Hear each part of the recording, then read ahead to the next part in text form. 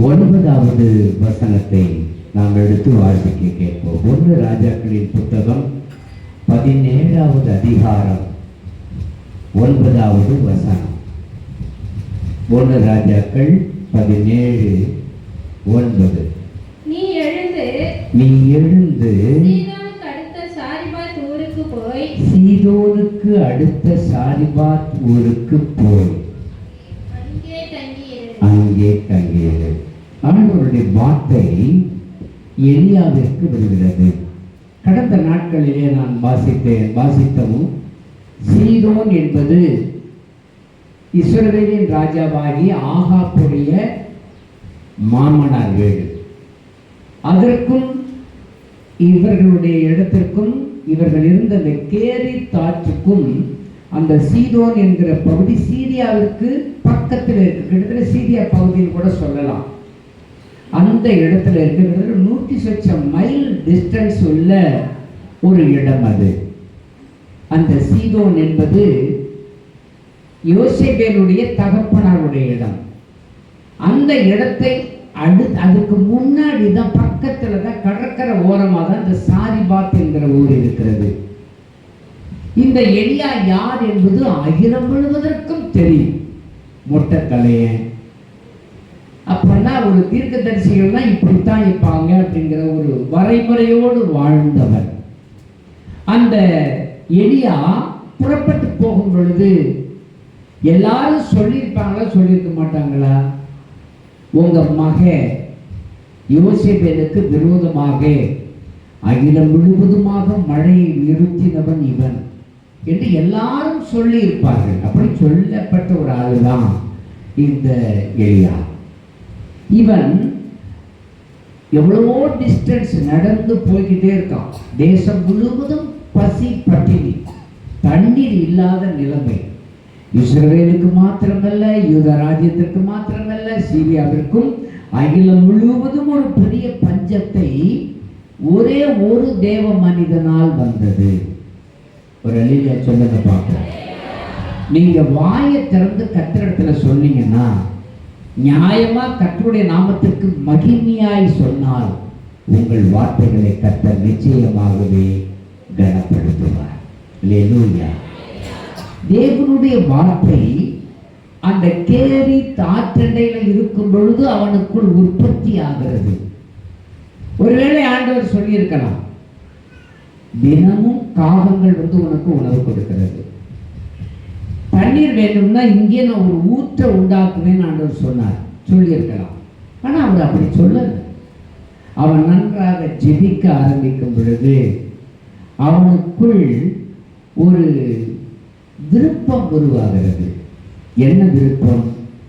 தேவனுடைய வார்த்தை சொல்லுகிறது, நீ இந்த இடத்தை விட்டு சீதோனுக்கு போ, பக்கத்தில் இருக்கிற சாரிபாத்துக்கு போ. ஒருவேளை அவன் நினைச்சிருக்கலாம், இது எனக்கு பிடிக்கல ஆண்டவரே, ஏன்னா நான் அங்க போனேன்னா அந்த சீதோன் ராஜா என்னை கொன்று போடுவான். யோசேப்பை விட பயங்கரமானவர். இஸ்ரவேலிலே மழை நிற்க வேண்டியதுதான். அது இஸ்ரவேலுக்கும் எலியாவிற்கும் உள்ள கடமை. ஆனால் எங்கள் பகுதி இஸ்ரவேலை சார்ந்தது அல்லவே, எங்கள் பகுதியில் ஏன் மழையை நிறுத்தணும்? அந்த எலியா வந்து அவனை கொண்டு போடுங்கடா அப்படின்னு சொல்லி இருக்க முடியும். ஒரு அல்லேலூயா சொல்லுங்க பார்ப்போம். மோசேயினுடைய நிலைமை கூட ஒரு சமயத்தில் படித்தான். யாத்திராகமம் 3வது அதிகாரம் 10வது வசனத்துடைய பிற்பகுதியில் ஆண்டவர் சொல்ற, மோசே உன்னை பார்வோனிடத்தில் அனுப்புவேன் பா. பார்வோனிடத்தில் என்னையா? முதல் 40 வருடம் இளவரசனாய் பார்வோனிலே ஒருவனாக நான் இருந்தேன். என்னோடு சமகால நண்பனாக இருந்தவன் இன்றைக்கு அரசனாக இருக்கிறான். அடுத்த 40 வருடம் இன்றைக்கு இந்த மீதியானுடைய தேசத்துல ஆடுகளை மேய்க்கிறவனாக நான் இருக்கிறேன். என்ன போய் என்ன புதுசா ஒரு பெரிய காரியன்ற மாதிரி நீங்க சொல்றீங்களா? எங்க போனன்னு சொல்றீங்க? பார்வோனிடத்துல. அவர் சொன்னா, ஆண்டவர் சொன்னார் மறுவார்த்தை, எகிப்திலிருந்து அழைத்து வரவும் அதாவது எகிப்திலிருந்து அழைச்சிட்டு வர்றதுக்கு உன்னை பார்வோனிடத்தில் அனுப்புவேன் வா. 11வது வசனத்துல இந்த மோசே சொல்லுகிறான், எகிப்திலிருந்து அழைத்து வரவும் நான் ஏமாத்திரம். உங்க வாழ்க்கையில கூட நீங்க ஆண்டவர் சில சமயத்துல சொல்லுவார், நல்லா ஊழியத்தை செய்ப்பா, சத்தியத்தை பேசுப்பா, 4 பேருக்கு சுவிசேஷத்தை சொல்லுப்பா அப்படின்னு சொல்லலாம். ஆனா நீங்க என்ன சொல்லுவீங்க? என் வாயில நான் என்ன பேச முடியும்? எந்த வசனங்களை சொல்ல முடியும்? எப்படி நான் சொல்லி யாரும் ரட்சிக்கப்பட முடியும்? ரட்சிக்கப்படக்கூடிய வசனங்களை நீங்கள் வாயை திறந்து சொன்னாலே போதும். மக்களை ரட்சிக்க வேண்டிய சூழ்நிலையில் யார் ரட்சிப்பு நடத்துவார்? ஆண்டவரே நடத்துவார். ஆனால் ஆண்டவருக்கு எதிர்ப்பதமாக நாம் கேள்விகளை கேட்போம். ஒரு தடவை என்னுடைய தங்கை மகன் டாக்டர் வந்திருக்காங்க. அவங்க இடத்துல பேசும் பொழுது அவங்க ஒரு வார்த்தை சொன்னாங்க, மருத்துவ உலகம் என்கிறது வித்தியாசமான உலகம். மருத்துவத்திலே கரை தேடுகிற பொழுது ஒரு நிலைப்பாடு என்னன்னா, இறைவன் ஒருவர் இருக்கிறார் என்கிற நம்பிக்கை கூட குறையக்கூடிய ஒரு காலம். நம்முடைய அறிவு, நமக்கு கிடைக்கப்பட்ட ஞானம், இவைகளினாலே உணர்வு எல்லாரும் பெற்றுக்கொள்ள முடியாது என்பதாக சொன்னார்கள். உண்மை. ஆமே. ஆனா நிறைய மனிதர்கள், ஒரு அருமையான ஒரு இருதய நிபுணர் ஒருவர் இருந்தார். இந்தியாவில் மிக பிரபலமாயிருந்த ஒரு அருமையான ஒரு மனிதன், டாக்டர் குரியன். சரியன். அவர் கேரளாக்கார். அவர் ஆபரேஷன் லட்சக்கணக்கில் பண்ணியிருப்பார். ஆனா அவர் வாழ்க்கையில ஒரு சூழ்நிலையில ஒரு பெரிய நெருக்கம் வருகிறது. எத்தனையோ மாடிகளில் தலைகுப்ப கீழே விழுந்து தற்கொலை செய்து கொண்டார். அவருடைய கடிதத்தில் எழுதியிருக்கிறார், என்னால் என்ன செய்ய முடியல, இந்த உலகத்தில் போராட முடியல, என் சக்திக்கு எதிர்பதமான ஒரு சக்தி இருப்பதை உணர்கிறேன், அதை ஜெயிக்க முடியாததனால் நான் தற்கொலை செய்து கொள்கிறேன் என்று குடும்ப வாழ்க்கையில் நேரிட்ட சில பிரச்சனைகளை மனதை கொண்டு கடிதம் எழுதி அவர் இறந்து போனார். அப்ப நமக்கு மிஞ்சின ஒரு வல்லமை ஒன்று இருக்கிறது. அந்த வல்லமை தான் ஒவ்வொரு மனிதனையும் அவர்கள் சாராத நிலைமைகளையே நடத்துகிறது. அருமையான இந்த லைட்டுகளெல்லாம் பார்க்கும் பொழுது ரொம்ப ஆச்சரியம். வாட்ஸ்அப்லையும் அந்த செய்தி வந்துருந்துச்சு. இதை உருவாக்கினவர், இந்த கண்டுபிடிச்சவர் யாரு? Thomas Alva Edison. டாக்டர் அம்மா உடனே சிரிக்கிறாங்க, நானும் 6 வருஷம் படிச்சுட்டேன் மெடிக்கல்ல. உங்க படிப்பு மேன்மைதான், அதுக்காக தான் நாங்கள் ஜெபிக்கிறோம். அதிலும் அதிகமான ஞானம் உண்டு.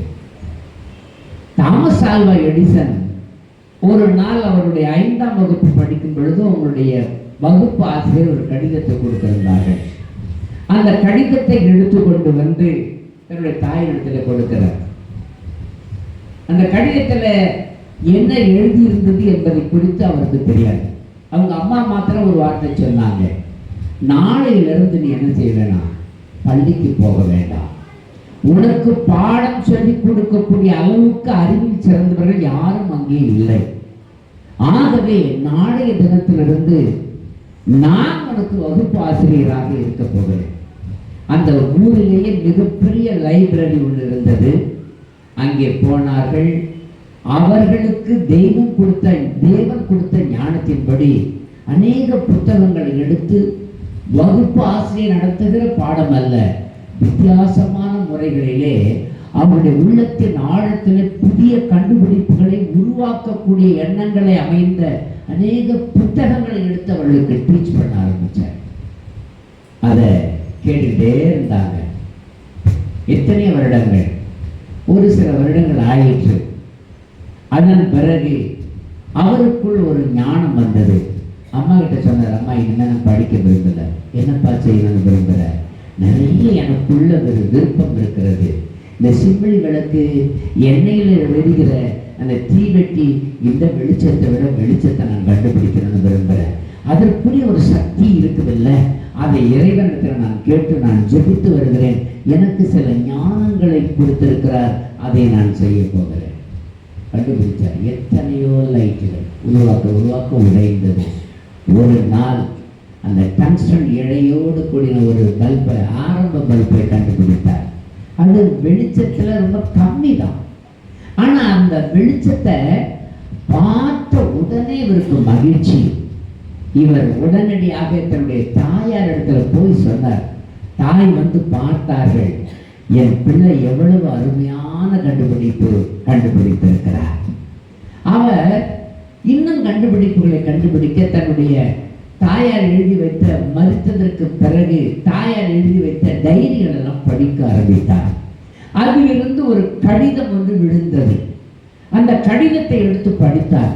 அதில் எழுதியிருந்தது, உங்கள் பையன் தாமஸ் ஆல்வா எடிசன் இவன் ஞானமற்றவன், மூளை வளர்ச்சி இல்லாதவன், இவனுக்கு பாடம் சொல்லிக் கொடுக்க உலகத்தில் எந்த ஆசிரியையினாலும் முடியாது என்று சொல்லி ஒரு கடிதம், ஆசிரியர் எழுதியிருந்த அந்த கடிதத்தை இவர் கண்டார்.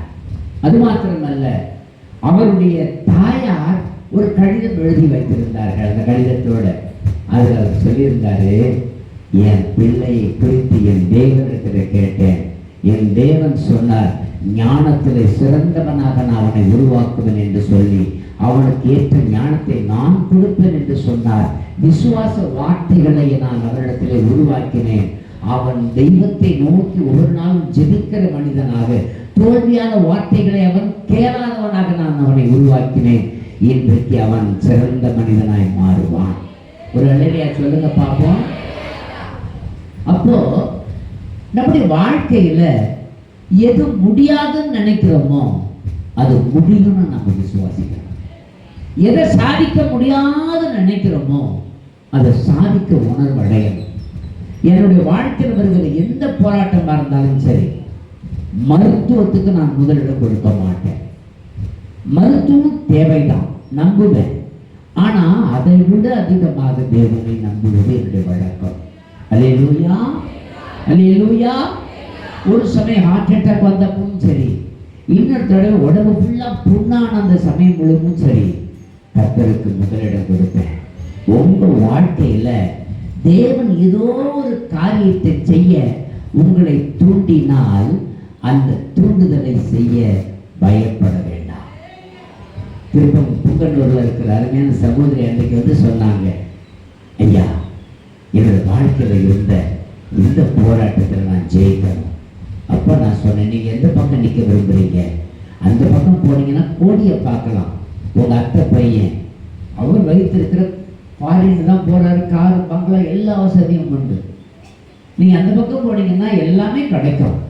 இந்த பக்கம் வந்தா சில சமயம் வறுமையும் வரும், வாழ்வில்லாத சூழ்நிலையும் வரும், நெருக்குதல் வரும், போராட்டம் வரும், சஞ்சலம் வரும், மரணங்கள் கூட வரும்.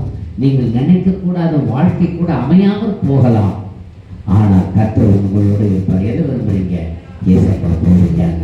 ஒரு அலையிலேயே சொல்லுங்க, அன்றைய நாட்களிலே கற்றுக்கொண்டவர்கள் இன்றைக்கும் அதனை சாட்சியாக இருக்கிறார்கள். ஆமென். அந்த மோசே திரும்பவும் சொல்லுகிறான், எகிப்திலிருந்து அழைத்து வரவும் நான் ஏமாத்திரம்.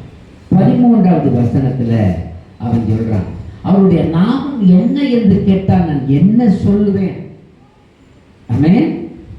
அது மாத்திரமல்ல, 44வது அதிகாரம் 1வது வசனத்தில் நீங்கள் படிக்கும் பொழுது பிற்பகுதியில், கர்த்தர் உனக்கு தரிசனமானார் என்று, தரிசனமாகவில்லை என்று உங்களுக்கு சொல்லுவார்களே.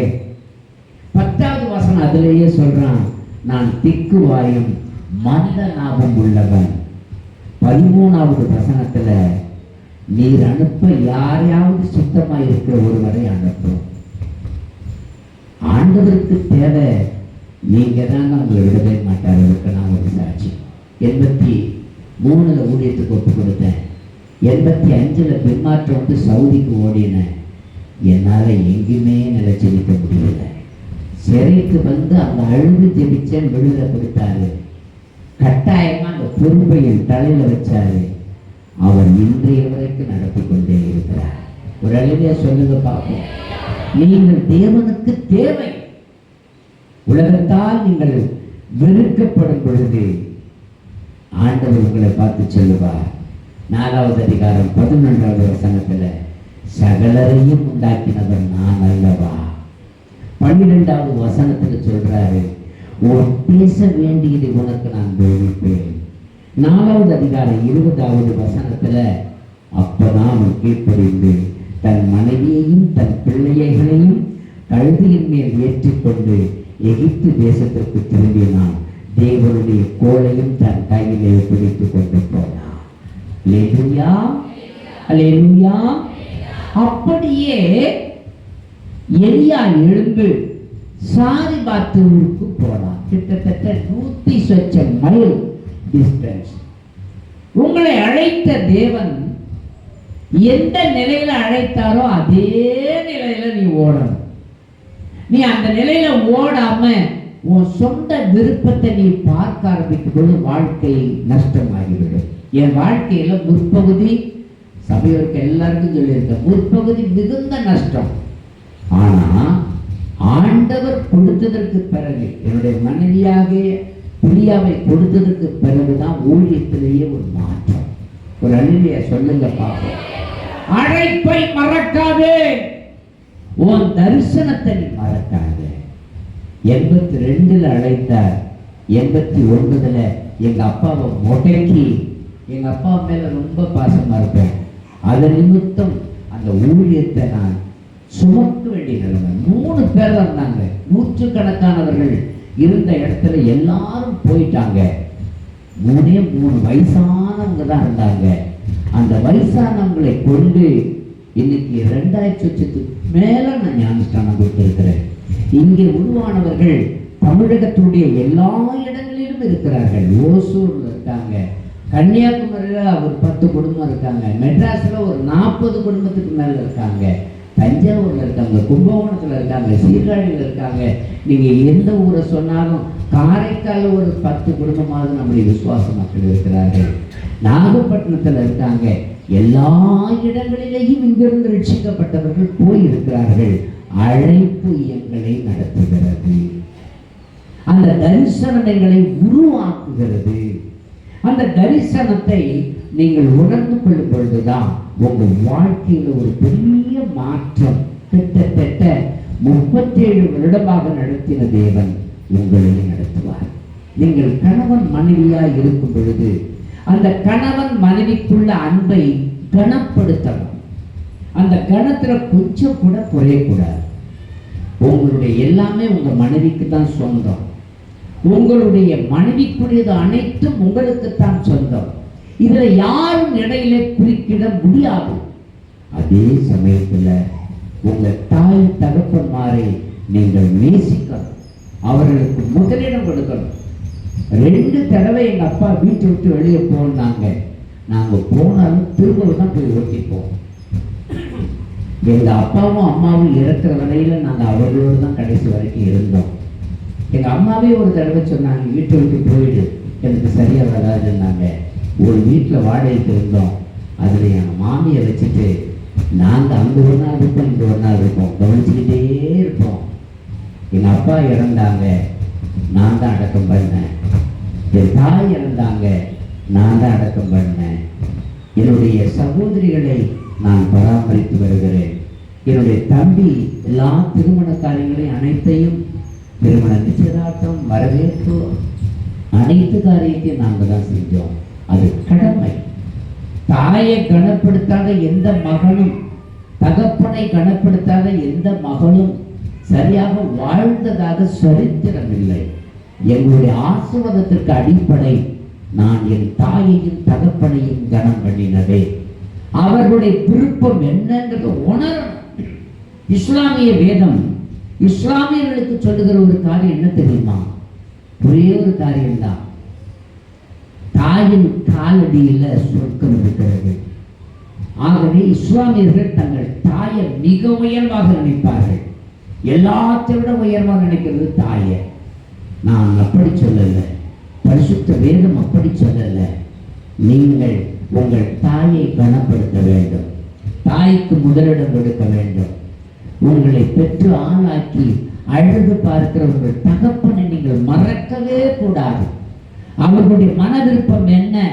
உங்களுடைய சிந்தனை செயல்களை அவர்கள் மன விருப்பத்தோடு ஒட்டி நடக்கும் பொழுது உங்க வாழ்க்கை வெற்றி ஓடாது, செழிப்பா இருக்கும். ஒரு அலையிலே சொல்லுங்க பார்ப்போம்.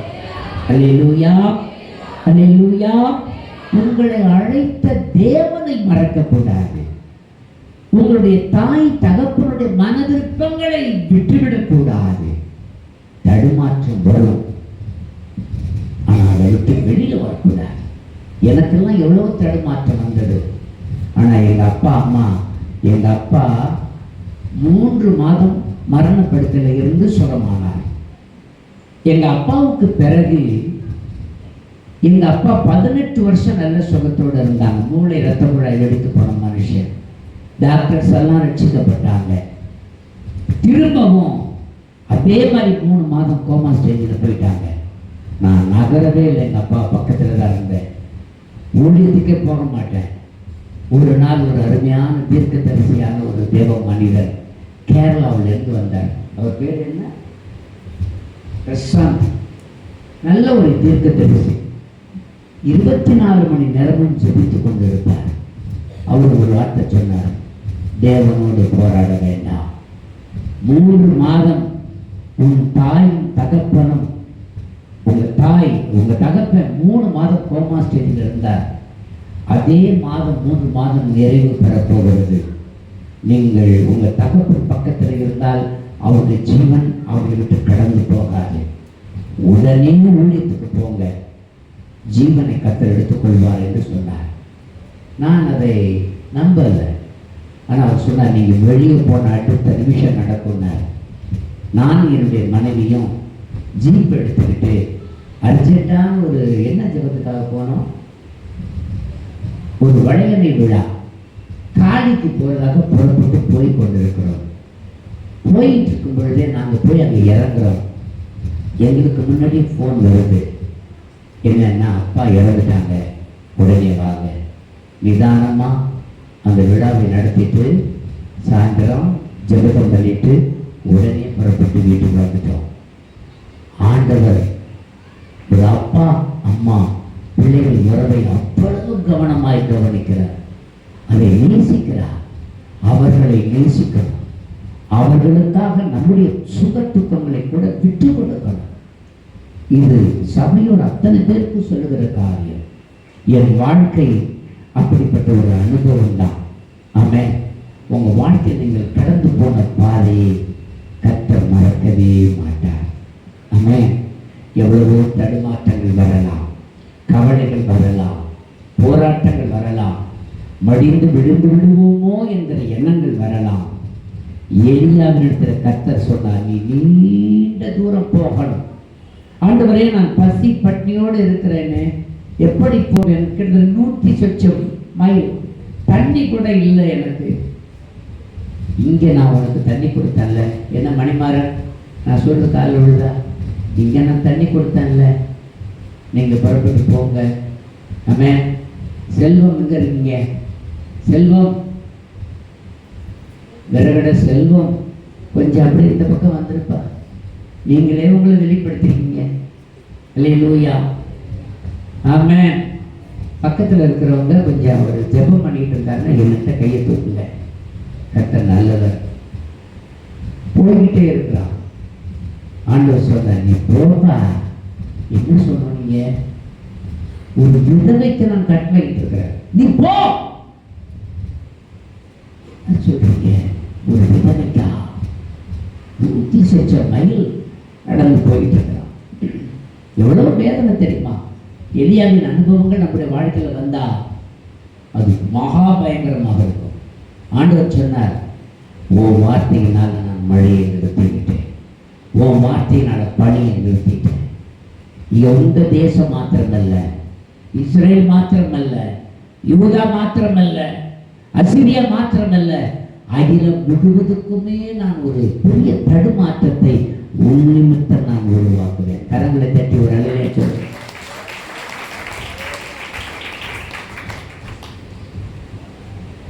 ஆண்டவர் உங்களை மறக்கவே மாட்டார். மறவா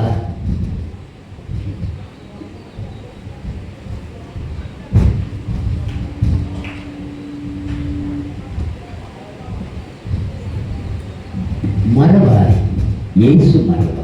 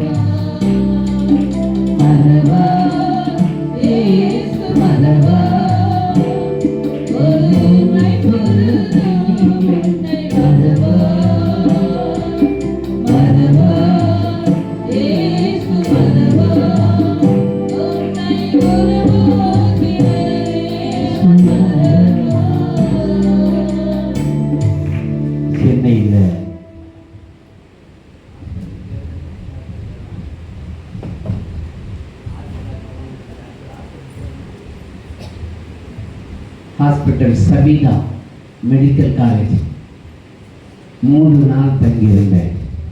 அநேக டெஸ்ட்டுகள் எங்கள் மைத்தினரும் கூட வந்திருந்தார். அதுக்கு முன்னாடி எங்கள் டாக்டர் பார்த்துட்டு டாக்டர் சம்பத்குமார் ஹாஸ்பிட்டலில் டீனாக இருக்கிறவர், அதிலேயும் குறிப்பாக சென்னையில் மிக பிரமாண்டமான ஹாஸ்பிட்டல், கவர்மெண்ட் ஹாஸ்பிட்டலுடைய ஒரு முக்கிய பொறுப்பில் இருந்தவர். 3 அடைப்பு, 4ல் 3 அடைஞ்சிருச்சு, இன்னொன்று கூட கொஞ்சம் லைட்டாக அடைப்போடு இருக்குன்னார். நான் டாக்டர்கிட்ட பேசுகிறத விட 3 நாள் பெட்டில் இருக்கும் பொழுது மண்டி போட்டு கண்ணீர் விட்டு கதறி அழுகிற சுபாவம் எனக்கு இல்லை. ஆனால் உள்ள உடைதல், என் உடைவை ஒரு மனுஷனும் கொண்டு வர முடியாது. அதை தடுக்கணும்னா அவர் ஒருத்தர் வந்தாதான்.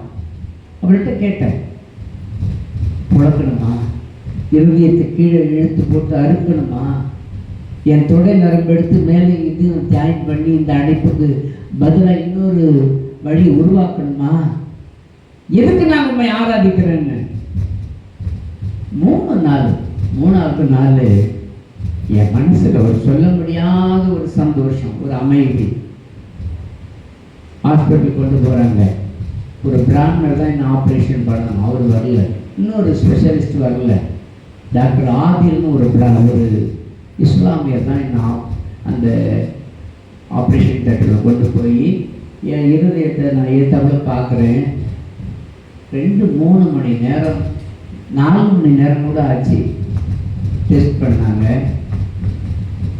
என்ன ஒரு இனம் புரியாத ஒரு சந்தோஷத்தினால நிலைத்திருக்கிறேன். எல்லாத்தையும் முடித்த பிறகு அந்த சிடி ரிப்போர்ட் எல்லாத்தையும் என் கையில் கொடுத்தது. உங்கள் டாக்டர்கிட்ட போய் காட்டுங்க, எப்படி இருக்குங்க டாக்டர், இல்லை உங்கள் டாக்டர் இல்லை, சிம்பிளாக சொல்லிட்டேன். டாக்டர் சம்பத்குமாரோடைய கிளினிக்கு நான் போகிறேன். மாலையில் அங்கே பார்க்குறேன். டாக்டர் பார்த்தேன், என் மையத்தில் பக்கத்திலே நிற்கிறார். இப்போ டாக்டர் சொன்னார், இந்த ரிப்போர்ட் தூக்கி அப்படி தேர்வில் தூக்கி போட்டார் அப்படின்னாரு. ஏன் டாக்டர் ரொம்ப கண்டிஷன் ஒர்ஸ்டா? கண்டிஷன் ஒர்ஸ்டா? ஒன்றும் இல்லையா, எல்லாமே நல்லா இருக்கியா? நேற்று நான் பார்த்து 3 நாளுக்கு முன்னாடி உன்னை பார்த்து அனுப்பினேன், 3 அடைப்பு, இப்போ ஒன்றுமே இல்லை, என்னன்னே தெரியலையான்னா. அவர் தான் அங்கே ஏசணும். அப்போ தான் அவர் சொன்னார், ட்ரீட்மெண்ட் நான் ஒன்றும் பண்ணுறதுக்கு இல்லை, ரெகுலராக என்ன சாப்பிட்றீங்களோ அதே டேப்லெட்டை கண்டிப்பாக பண்ண போங்கன்னார். ஒரு அழிலையா சொல்லுங்க பார்ப்போம். ஒரு இருதயத்தின் இயக்கத்தை எல்லாம் கவனிக்கிறவர் ஆண்டவர் ஒன்று நடத்துகிறாருன்னா சாதாரணம் இல்லை. எனக்கு நல்லா தெரியும். அருமையான சங்கரமாக இருக்காங்க. நான் தம்பிகிட்ட சொன்னேன், தம்பி கத்தியால் வேணாம், புத்தியால் சாதிக்கலான்னு. தம்பி கேட்கலை. நான் ஒரு இடத்துல சொன்னேன், இதை உயர்த்தாதீங்க, உங்கள் அம்மாவை முன்னாடி வச்சு செய்யுங்கன்னு. அம்மா வச்சு செஞ்சிருந்தா இன்னைக்கு அவரோட வீடே இருந்திருக்கும். கூடியான சொத்துக்கள் வந்தன. இவர்களால் கோடீஸ்வரனா மாறினவர்களாம் இன்னைக்கு பெரிய பெரிய ஒன்றியம் முதல்ல வந்து பெரிய பெரிய பயன்களாக இருக்காங்க. இவங்ககிட்ட பணம் இல்லை, ஆனால் இயேசப்பா கூட இருக்காரு. ஒரு அழிலையா சொல்லுங்க பார்ப்போம். அன்பானவர்களே, இயேசு மறக்கவே மாட்டார். வாக்குத்தத்தம் தந்தவர் மறவார், வழிகாட்டி நடத்திட மறவார். வானமும் பூமியின் நிலையை மாறினாலும் வார்த்தையை நிறைவேற்ற அவர் மறக்கவே மாட்டார். என் வாலிபத்தில் நிறைய வீணா போயிட்டேன். என் மகள்கிட்ட மறுபடியும் என் மனைவிட்ட வரைக்கும் எல்லாத்தையும் நான் வெளிப்படையாக சொல்லியிருக்கேன். தடுமாற வேணாம், கர்த்தர் ஒருத்தர் தான், அவருக்கு முதலிடம் கொடுங்க நான் சொல்லியிருக்கிறேன். ஆமே, மறக்கக்கூடாது. இயேசுவை என்ன செய்யக்கூடாது? மறக்கக்கூடாது. இந்த கடைசி சொல்லி பாருங்க, வாக்குத்தத்தம் தந்தவர் உன்னை மறவார், வழிகாட்டி நடத்திட மறவார். பாடி துதிக்கலாமா?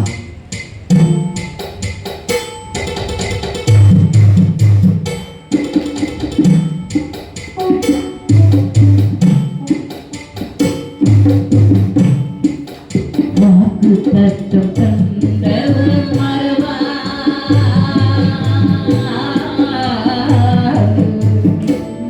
வழிகாட்டி நடத்திட மறவார். வாக்குத்தத்தம் தந்தவர் மறவார், வழிகாட்டி நடத்திட மறவார். வானமும் பூமியும் நிலை மாறினாலும், வானமும் பூமியும் நிலை மாறினாலும் வார்த்தையை நிறைவேற்ற மறவார். வார்த்தையை நிறைவேற்ற மறவார், மறவார் இயேசு மறவார். ஒருமை பொருளுமை மறவார், மறவார்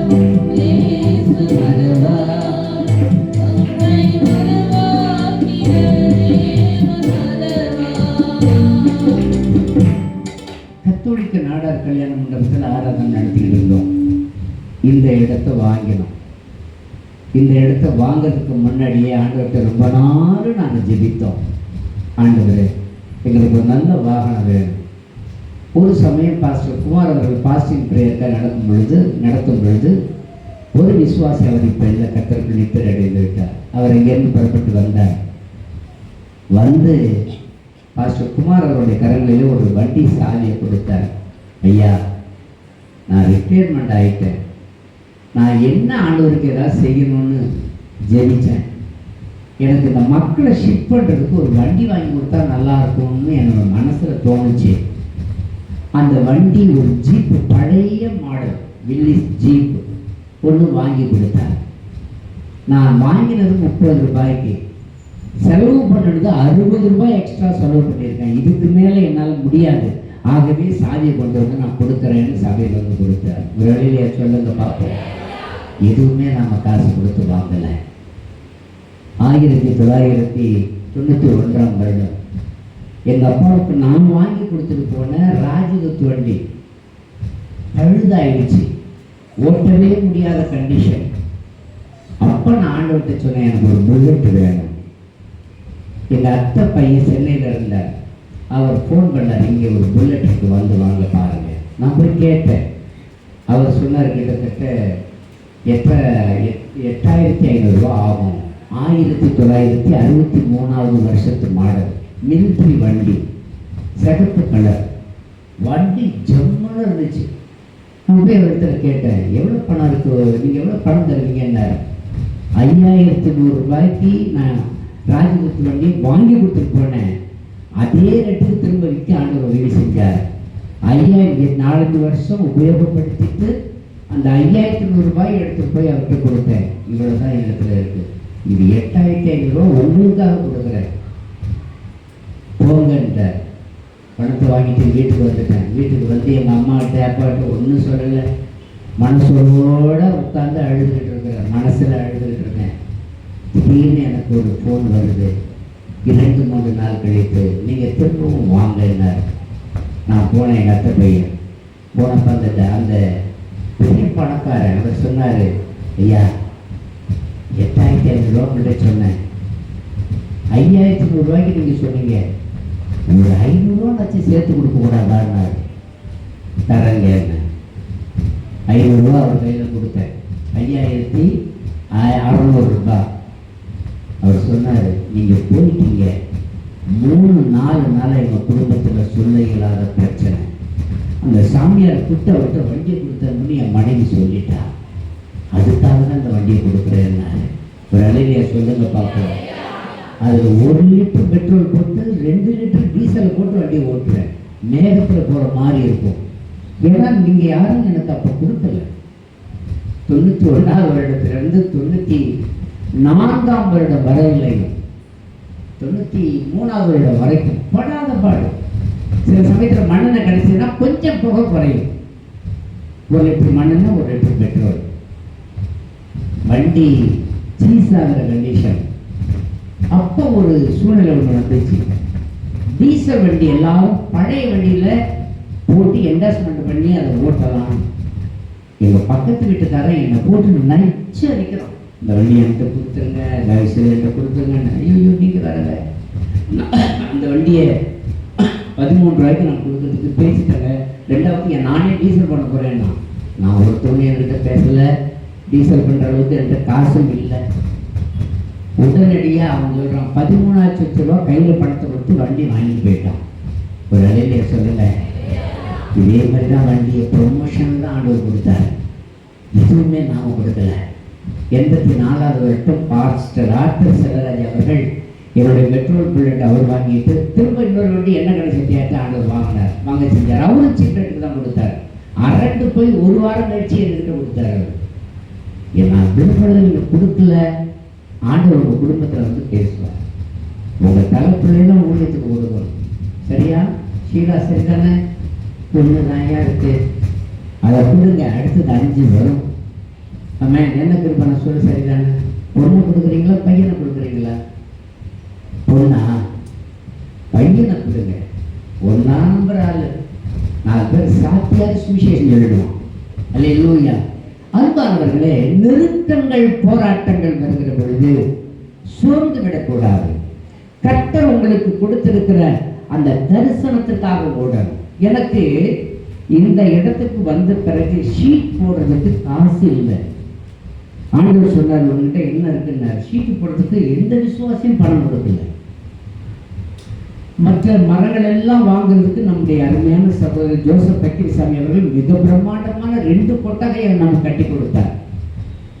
கட்டியாச்சு, ஷீட் போடுறது காசு இல்லை. ஞாபகம் இருக்குங்களா ஜோசப் பிரதர்? அப்ப மனதார என் டீசல் புல்லட்டை 8,000 ரூபாய்க்கு விற்று அதை வாங்கி தான் ஷீட்டு போட்டேன். 1 வருஷம் சைக்கிளில் ஓட்டினேன். என் தரிசனம்லாம் போயிடுச்சுன்னு ஊழியக்காரர்கள் பேசினார்கள். ஆனால் அடுத்தடுத்து இலவசமாகவே வண்டியை கொடுக்க ஆரம்பிச்சார். ஜீப்பு கொடுத்தார், காரு கொடுத்தார், வேனு கொடுத்தார், எல்லாவற்றையும் கொடுத்தார். போன வாரத்தில் நாங்கள் வாங்கின அந்த டாடா மேஜிக் வண்டி பெயிண்ட் அடித்து இப்போ நிற்கிறதுக்கு அதையும் ஆண்டவர் கொடுத்துருக்கிறார். ஒரு அழினியை சொல்லுங்க பார்ப்போம். நீதிமான் பணியை போல செழிப்பான். உங்களுடைய விசுவாச வாழ்க்கை, எலியாவினுடைய வாழ்க்கையில் இருந்த விசுவாச வாழ்க்கை உங்கள் வாழ்க்கையாய் மாறுகிற பொழுது நீங்கள் உயர்த்தப்படுவீர்கள். அதில் சந்தேகமே இல்லை. 1 ராஜாக்கள் 17:10 படிக்க பார்ப்போம். எலியா அந்த பட்டணத்துக்குள் வருகிறான். அவன் எழுந்து சாரிபாத்துக்கு போனான். அந்த பட்டணத்தின் ஒளிமுக வாசலுக்கு அவன் வந்தபோது அங்கே ஒரு விதவை விறகு பொறுக்கி கொண்டிருந்தார். ஒரு விதவை. ஆண்டவர் கிரியை செய்கிறது எல்லாமே யாராலும் முடியாத ஒருவரை கொண்டுதான் எதையுமே செய்வார். யாராலும் முடியாது. ஒரு தடவை ஒரு அருமையான போதகர் சென்னையிலிருந்து வந்தார். வேதத்தை மனப்பாடமா படிச்சவர். பேர் என்ன? விக்டர் செபஸ்டின் ஐயன் பேர். அவர் சொன்னாரு, என்கிட்ட ஒரு 10 லட்சம் ரூபாய் பணம் இருக்கு, பக்கா பில்டிங்க அது கட்டிடுங்க, எனக்கு ஒரே ஒரு ரூம் மட்டும் கொடுங்க, என்னை கடைசி வரைக்கும் பராமரிங்க, அது போதும்னார். நான் சொன்னேன், ஆண்டவர்கிட்ட நான் கேட்டுட்டு சொல்கிறேன். ஆண்டவர் சொன்னார், அதுக்கெல்லாம் நீ கீழ்ப்படியாதுன்னார். நான் சொன்னேன், உங்களுக்கு பணம் உங்கள்கிட்ட இருக்கட்டும் ஐயா, தயவு செய்து எனக்கு வேண்டாம். அப்போதான் ஒன்று செய்யுங்களேன். என்ன, நீங்கள் ஒரு வேன் வாங்குறதுக்கு முயற்சி பண்ணுறீங்களே? ஆமாம், அதுக்கு என்னுடைய தொகை ஒரு 50,000 ரூபாயை நான் கொடுக்குறேன் வச்சுங்களேன்னாரு. ஆண்டவர் இடத்துல பேசினா கொடுத்துருக்கோங்க, சந்தோஷமாக நான் வாங்கி கொடுக்குறேன். உங்களுக்கு சொன்னார், உங்களுக்கு தான் கொடுக்கணுன்னார். அந்த 50,000 ரூபாயோடு நான் 50,000 ரூபாய் சேர்த்து ஒரு வேனை வாங்கணும். நம்முடைய விசுவாச ஊழியம் எல்லாம் அப்படித்தான். எங்கே நடக்காதோ அங்கிருந்து ஆண்டவர் கொடுப்பார். இன்னைக்கு இந்த ஊழியத்தை தாங்கிறது எல்லாம் பார்த்தீங்கன்னா அநேக சகோதரிகள் ரட்சிக்கப்பட்டிருக்கவே மாட்டாங்க. ரட்சிக்கப்பட்டிருப்பாங்க, ஞானஸ்நானம் கூட பெற்றிருக்க மாட்டாங்க, அல்லது ஞானஸ்நானம் பெற்றிருப்பாங்க. தன்னுடைய சொந்த மகன் பராமரிக்கவே இல்லை. தன்னுடைய பிள்ளைய மக ஒருத்தி இருக்கா, ஒரு மகளை நல்ல இடத்துல திருமணம் செய்திருக்காங்க, ஒரு மகள் வீட்டில் இருக்கா, உடல்நிலை சரியில்லாத மகள், மனநலம் பாதிக்கப்பட்ட மகன், பையன் லட்சக்கணக்கில் சம்பாதிக்கிறான், கொடுக்கல. ஆனால் இவங்க மாதந்தோறும் 1000 ரூபாய் இந்த ஊழியத்தை தாங்குறாங்க. இப்படி தான் இந்த ஊழியம் நடக்குது. அநேக பெண்கள், அநேகர் நீங்கள் கொடுக்குற அந்த சிறு துளியை கொண்டு தான் அந்த ஊழியம் வளர்ச்சி அடைகிறது. எந்த இடம் சூழ்நிலையை பார்க்க வேண்டாம். கர்த்தர் சொல்லுகிற நபர்களை நீங்கள் பார்த்தால் போது கர்த்தர் நடக்க ஆரம்பிச்சு. அந்த விதவை விறகு பொறிக்க கொண்டிருந்தார். எலியாவால நம்பவே முடியல. கிட்டத்தட்ட வறண்ட நிலை. அங்கே இருக்கிற எல்லா நாடுகளுக்கும் வறுமை தலைவிரித்து ஆடுகிறது. ஆனால் அந்த ஒளிமுக வாசலிலே வேறு யார், மெயின் வாசல் யாரும் விறகு பொறுக்கல. ஒரே ஒரு விதவை மாத்திரம் விறகு பொறுக்கிறார். இன்னைக்கு தாங்க எல்லாம் கேஸ் அடுப்பு. முன்னாடிலாம் பார்த்தீங்கன்னா நம்ம மக்கள் ரொம்ப வேடிக்கையாக இருக்கும். நான் சின்ன பிள்ளையா இருக்கும் பொழுது கவனித்தவைகள், வயலில் போய் நடுவாங்க, களை எடுப்பாங்க, எந்த வேலையாக இருந்தாலும் செஞ்சுட்டு அங்கேருந்து வருவாங்க. வரும் பொழுது தலைமாட்டில் 4-5 விறகு இருக்கும், ஒரு கட்டை கட்டி தூக்கிட்டு வருவாங்க. வழியில் கிடக்கிற விறகுகளை பொறுக்கிட்டு வருவாங்க, வீட்டில் எடுத்து போய் வைப்பாங்க. அந்த மாலை நேரத்தில் கிடைக்கிற மீன்களை ஒரு 2 ரூபாய்க்கு வாங்குவாங்க. இன்னைக்கு 2 ரூபாய்க்கு வாங்கிக்கிறீங்களா?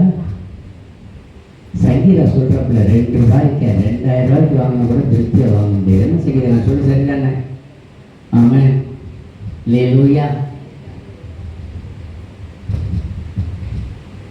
எல்லாம் ரெடி பண்ணி வச்சுட்டு சுத்தம் பண்ணிட்டு 4 வீடு தள்ளி, ஏ அக்கா, அடுத்து அந்த வீடு அக்கா வாசலுக்கு, என்னம்மா அடுப்பு பற்ற வச்சுட்டீங்களா? வச்சுட்டாண்டி, கொஞ்சம் நெருப்பு கூட.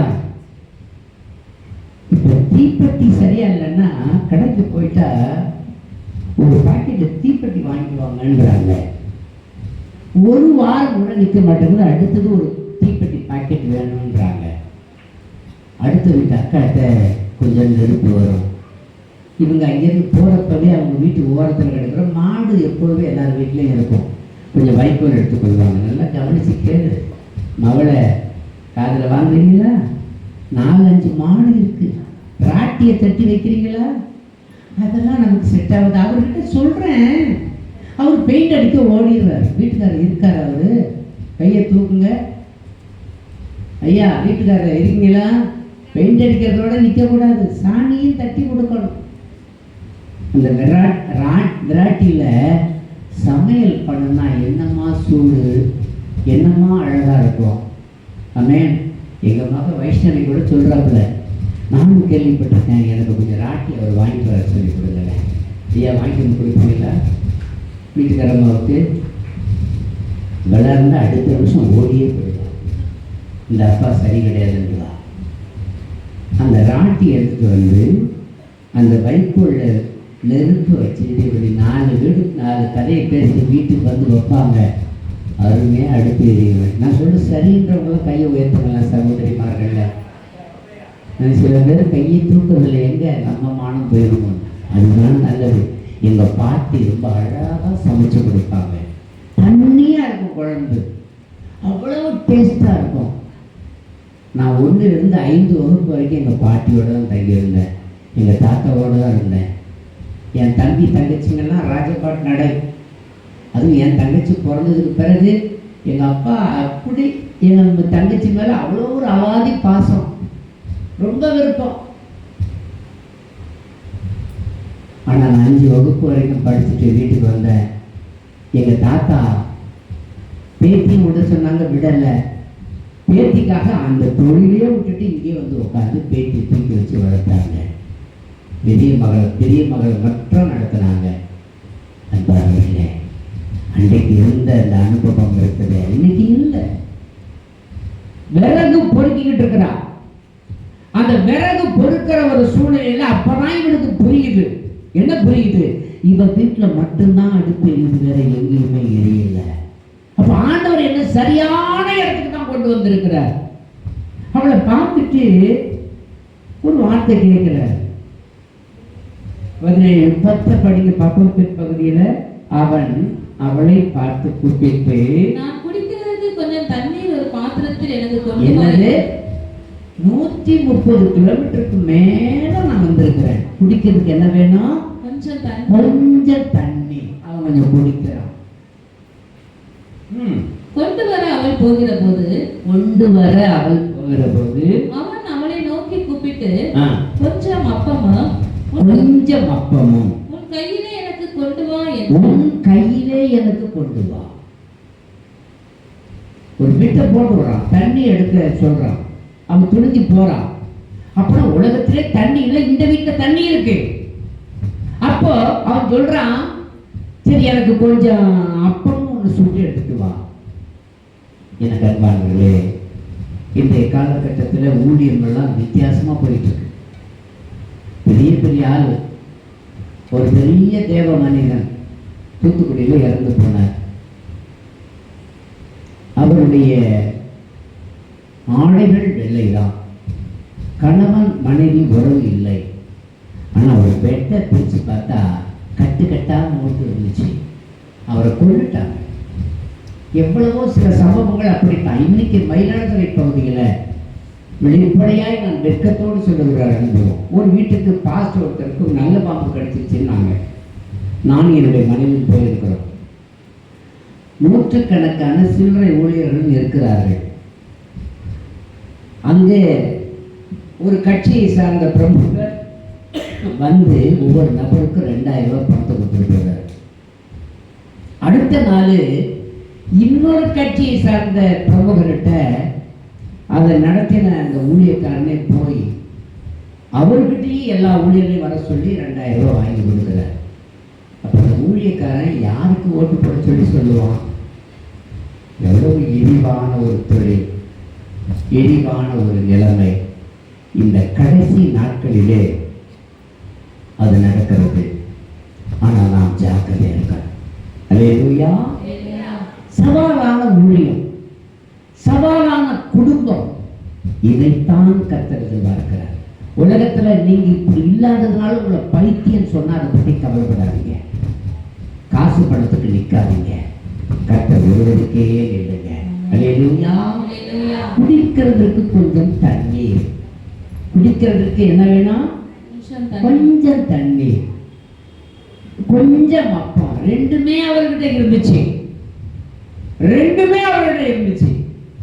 உங்ககிட்ட இருப்பது, ஆண்டவர் எதிர்பார்ப்பது, நீ அடுத்தவரிடத்துல கொடுக்க வேண்டியது விசுவாசமுள்ள வார்த்தைகள். அது அபிஷேகத்திலே இருக்கிறவனுக்கு தான் இருக்கும். அபிஷேகத்தை மறந்தவர்களுக்கு இருக்காது. பெற்ற அபிஷேகத்தை மறவாமல் அந்த அபிஷேகத்தில் நிற்கிறவனுக்கு கொடுக்கணும்ன்ற ஒரு எண்ணம் வரும். அந்த பெற்ற அபிஷேகத்திலே நிலைக்கிறவன் அப்பமாகிய வார்த்தைகளை சொல்ல ஆரம்பிப்பார்கள். ஒரு அல்லேலூயா சொல்லுங்க பார்ப்போம். சங்கீதம் 147:9 சொல்லுது, அவர் மிருக ஜீவன்களுக்கும் குறிப்பிடுகிற காக்கை குஞ்சுகளுக்கும் ஆகாரம் கொடுக்கிறார். அல்லேலூயா. வேதத்துல கோகாத்தியர் என்ற ஒரு கூட்டம் உண்டு. அவர்கள் எல்லாரும் மறிச்சிட்டாங்க. அவர்கள் தேவனுடைய வல்லமையினாலே அவர்கள் செய்த தவறு நிமித்தம் மறித்தார்கள். ஆனால் அவர்கள் தப்பி பிறந்தவங்க எப்பொழுதுமே கர்த்தரை மறவாமல் துதிக்க ஆரம்பித்தார்கள். அவர்களை குறித்து ஒரு சம்பவம் சொல்கிறது. 2 நாளாகமத்தினுடைய புத்தகம் 20வது அதிகாரம் 19வது வசனம். கோகாத்தியரின் புத்திரரிலும் கோராகியரின் புத்திரரிலும் இருந்த லேவியர் எழுந்திருந்து இஸ்ரவேலின் தேவனாகிய கர்த்தரை நோக்கி மகா சத்தத்தோடு கம்பீரமாய் துதித்தார்கள். இந்த கூட்டம் ஒரு காலத்துல விசுவாசம் இல்லாத கலக கூட்டமாக இருந்தது. அதில் தப்பி பிழைத்தவன் எப்பொழுதுமே கர்த்தரை சத்தத்தோடு ஆராதிக்கிறவனாக இருக்கிறான். ஒரு அல்லேலூயா சொல்லுங்க பார்ப்போம். 22வது வசனத்துல நாம் படிக்கும் பொழுது, அவர்கள் பாடி துதி செய்ய தொடங்கின போது இவர்களுக்கு விரோதமாய் 3 விதமான கூட்டங்கள் வருகிறது. முதல் கூட்டம் என்ன கூட்டம்? அம்மோன் புத்திரர். அம்மோன் புத்திரர். 2வது கூட்டம் மோவாபியர். மோவாபியர்கள் 2 பேரும் அண்ணன் தம்பி கூட்டம்.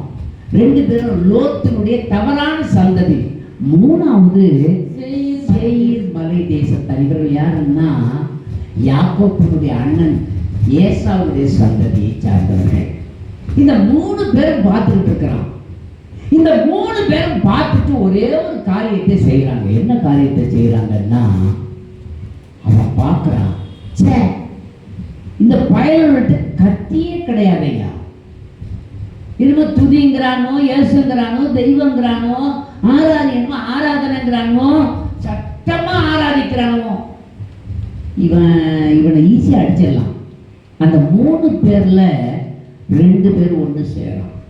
அம்மோனியரும் மோவாபியரும் ஒன்று சேர்ந்து நாம ஈஸியா இவங்களை கொள்ளையடிச்சிடலாம்.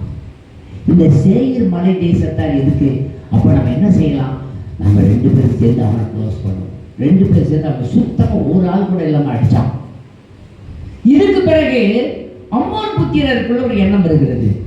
ஈஸியா நம்ம ஜெயிக்கணும், நாம ஏன் இவனுக்கு கொடுக்கணும்? அண்ணனாவது தம்பியாவது மோபியார கொள்ளுடான்னு சொல்லிட்டு இவன் கூட்டத்தோட கொண்டான். அவன் பதிலுக்கு இவன் அடிச்சான். 2 பேரும் அடிச்சு ஒரு ஆள் கூட உயிரோட இல்லை. எல்லாரும் கட்டில் கிடையானது போல மறித்து போனார்கள். துதி அவ்வளவு பெரிய காரியங்களை செய்துவிடும். துதி என்பது அவ்வளவு பெரிய காரியம். இந்த ஏழை விதவை தன்னுடைய வாழ்நாளை சுருக்கிக்கிட்டு இருக்கிறார். கடைசி மணித்துளிகளிலே அவள் வந்து விட்டார். தீர்க்கதரிசி எலியா வந்தது, அது நல்லா தெரியுது. ஆனா எங்களுக்கு எல்லாருக்குமே தெரிந்த ஒரு காரியம், இவர் சொன்னது நிமித்தம் தான் மழை பெய்யவில்லை, பனி பெய்யவில்லை. ஆனால் அவர் சொல்லுகிறார், ஆனாலும் என்ன செய்யணும்? ஆனாலும் முதல் அதிலே ஒரு சின்ன அடையை செஞ்சு எடுத்து கொண்டு வா. சின்ன அடை. உன் வாழ்க்கையில ஒண்ணுமே இல்லைனாலும் பரவாயில்ல, கர்த்தருக்காக ஒரு சின்ன காரியம் ஒவ்வொருத்தரும் செஞ்சு பாருங்க. அது எவ்வளவு பெரிய ஆசீர்வாதத்தை உனக்கு கொடுக்கின்றதை பாருங்க.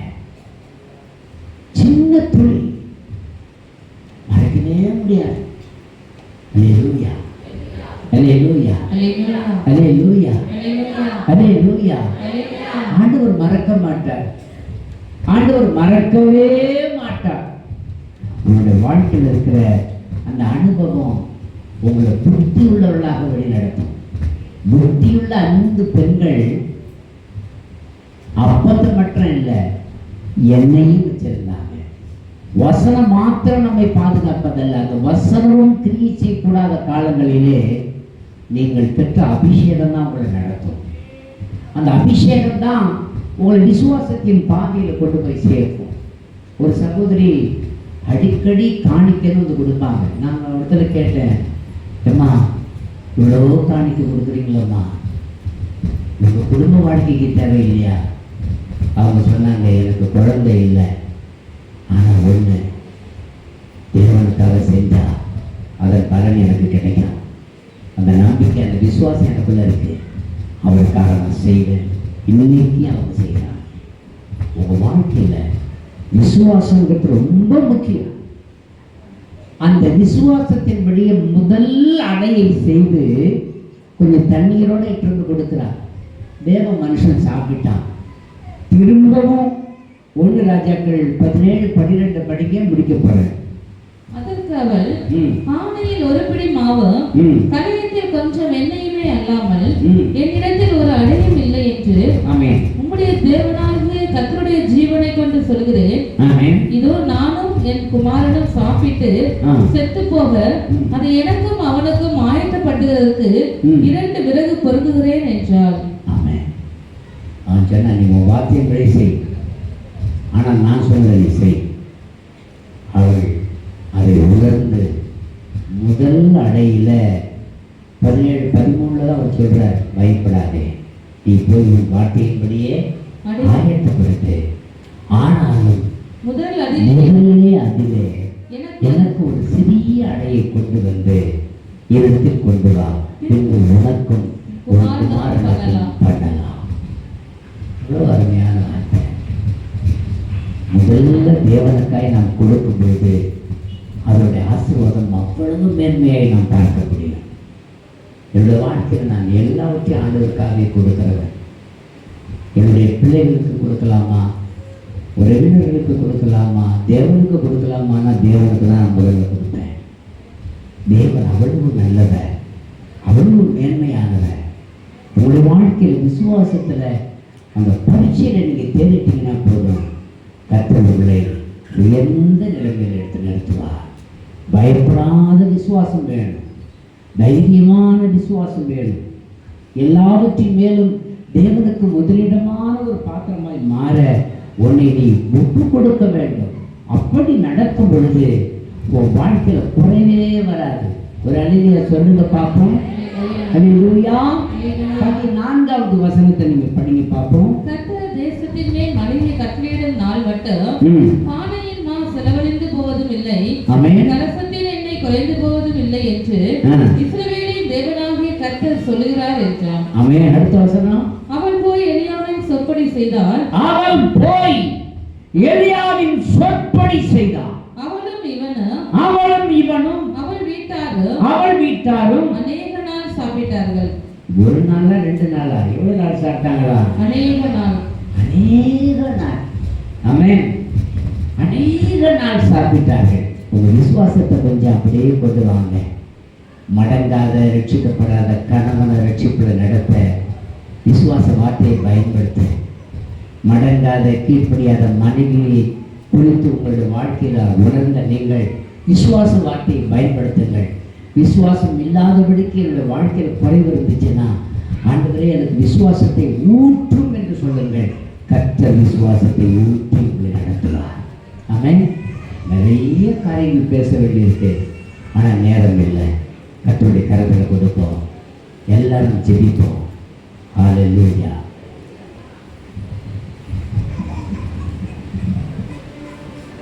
என் ஜெபத்தை கேட்கிறார்.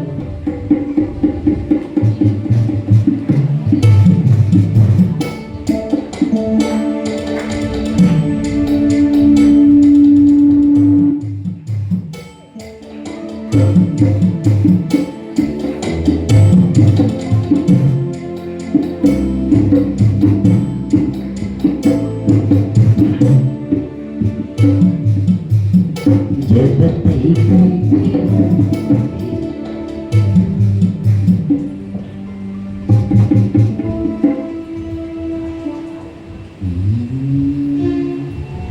என் ஜெபத்தை கேட்கிறார்.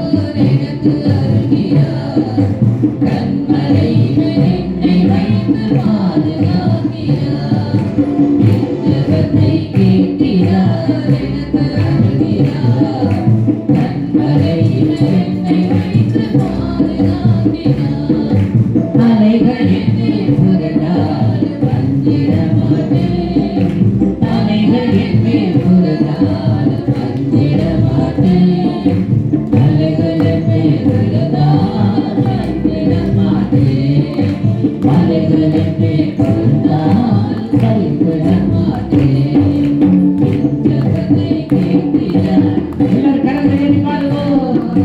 கண்மலையில் என்னை வைத்து பாதுகாக்கிறார். என் ஜெபத்தை கேட்கிறார். எனக்கு அருகிறார். கண்மலையில் என்னை வைத்து பாதுகாக்கிறார்.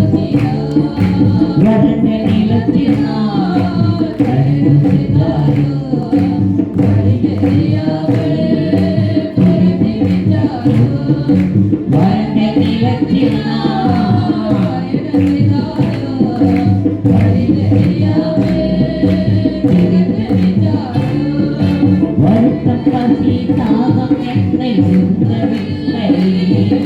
வருத்தம் பசி தாகம் என்னை உந்தவில்லை. வழி நடத்தும் தேவக்கரம் விலகவில்லை. வழி நடத்தும் தேவக்கரம் விலகவில்லை.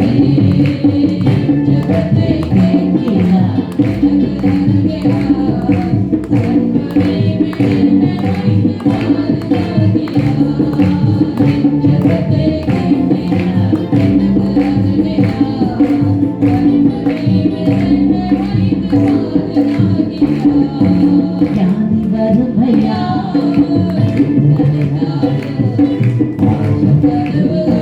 எல்லாம் முடிந்து விட்டாரோ. ஜாதி வறுமையா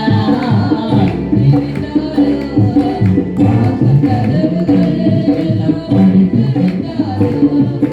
ஒன்று பெண்ணை கலங்க வைக்க முடியவில்லை. ஒன்று பெண்ணை கலங்க வைக்க முடியவில்லை. கர்த்தர் கிருபை என்னை விட்டு விலகவில்லை. கர்த்தர் கிருபை என்னை விட்டு விலகவில்லை. என் ஜெபத்தை கேட்கிறார். எனக்கு அருகிறார். கண்மலையில் என்னை வைத்து பாதுகாக்கிறார். ஜெபத்தை கேட்கிறார்.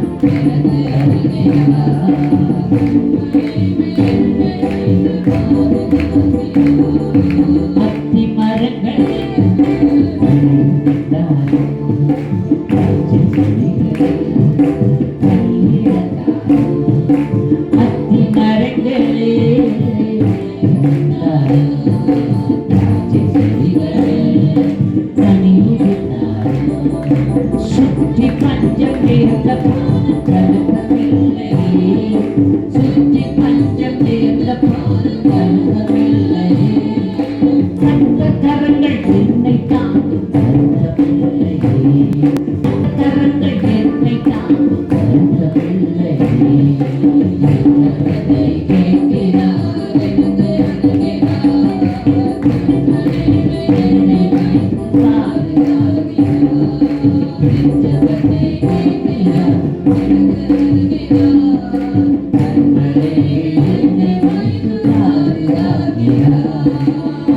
ஜபத்தை கேட்கிறார், எனக்கு சொல்கிறார், கண்மலையில் என்னை வைத்து பாதுகாக்கிறார்.